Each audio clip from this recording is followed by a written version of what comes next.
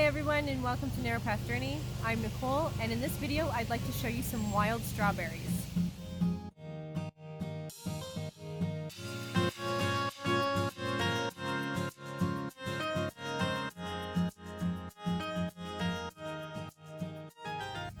So today I'm sitting in my strawberry patch, which is fairly new. We just put these strawberries in last year, so this is the first year that these ones are coming back again.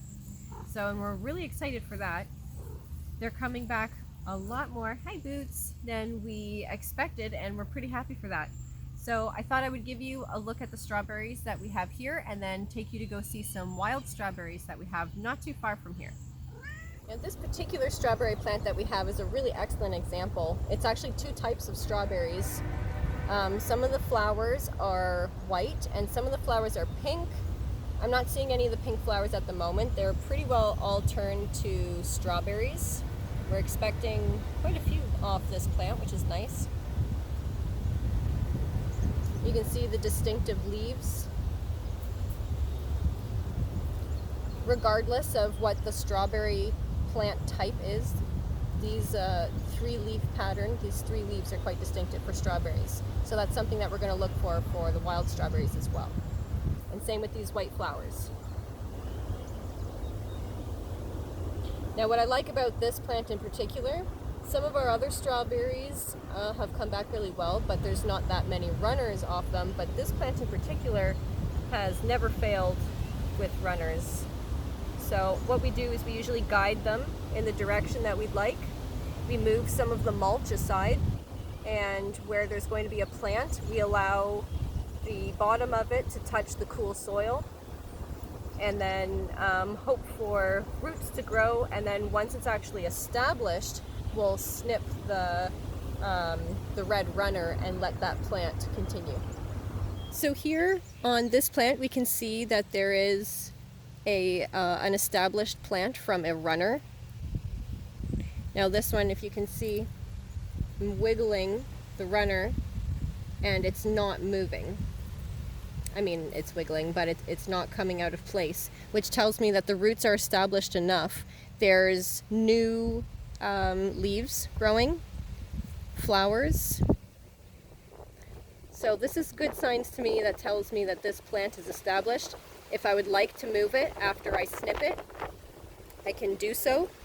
But this one now has a runner coming off of it as well. So I'll probably snip this one because I want this plant and all its energy to go to producing the strawberries on this plant. If I leave this runner on, then energy is going to be taken away from the production of strawberries and the production of this plant, and it'll just continue running, creating small little plants like this. So I'm going to snip this runner, snip the old runner, and then decide if I want to keep it in this spot or move it. Here we have a patch of wild strawberries, and we didn't have to go very far to find these ones, but for the longest time we didn't even know that these were growing here. I think we've lived here for probably about 7 or 8 years, and for the first maybe 5 years or so we had no idea these strawberries were even here. There are pine trees behind here, and the low branches had come down and swooped over these strawberries and covered them, kind of like a long dress almost. And we didn't notice them until they started poking out from the bottom of the branches of the pines. And it was the little white flowers that gave it away. So we came and we looked at them, we thought they were cute flowers, and then we noticed the leaves of the three leaves on them and recognized them as strawberries. So we went to one of our edible plant books and looked it up, and sure enough these were wild strawberries.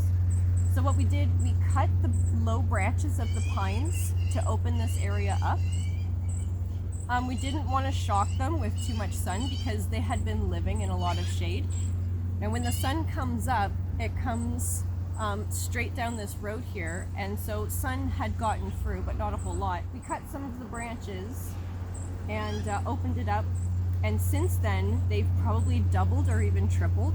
There's way more of them now, and they continue along under even more of the branches that we hadn't cut.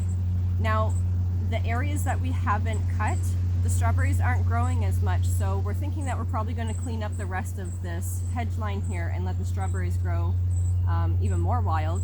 So hopefully we can pick them and freeze some or make some jam or different things with them. So when you look down at these little strawberry plants, one of the things you'll notice is the distinctive leaves. These leaves of 3. You'll also notice the little white flowers. And you'll see red hairs, well, what looks like red hairs of the runners of these strawberry plants.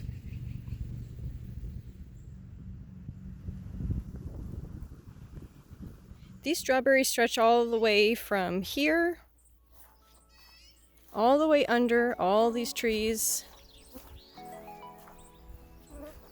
Still seeing them under there. Seeing them over here.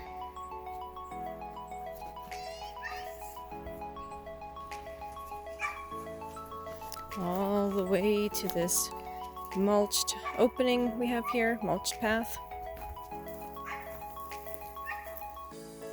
You may be surprised to find, but these tiny berries usually have more flavor than typical domestic strawberries. If you're fortunate enough to find some, try adding them to cereals, ice cream, smoothies, salads, baking, beverages, and so much more. A handful of berries or leaves can be steeped in hot water to make tea, which can be enjoyed hot or cold. If you can collect enough of these little berries, you can also try freezing them or preserving them by canning, making jam, or drying them.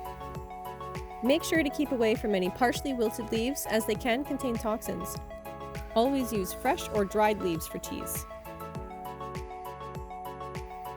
In Canada, we can find 3 types of strawberries: wild strawberry, woodland strawberry, and coastal strawberry.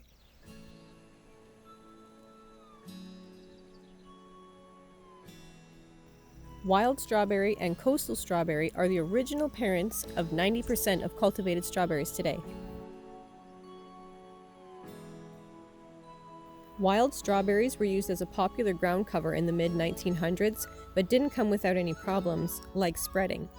Today we can still find traces of these hardy little berries on old properties like we did. This is Indian strawberry or mock strawberry. It looks like a strawberry, grows like a strawberry, but it has no taste. It is also edible, but has been said to upset some people's tummies, so I would just be cautious. Be sure to keep a lookout for these sweet and flavorful little berries near you. Thanks for watching this video, and feel free to check out some of our other content. Please like and consider subscribing for more content like this. Take care, God bless guys, thank you for watching, and enjoy your journey down the narrow path.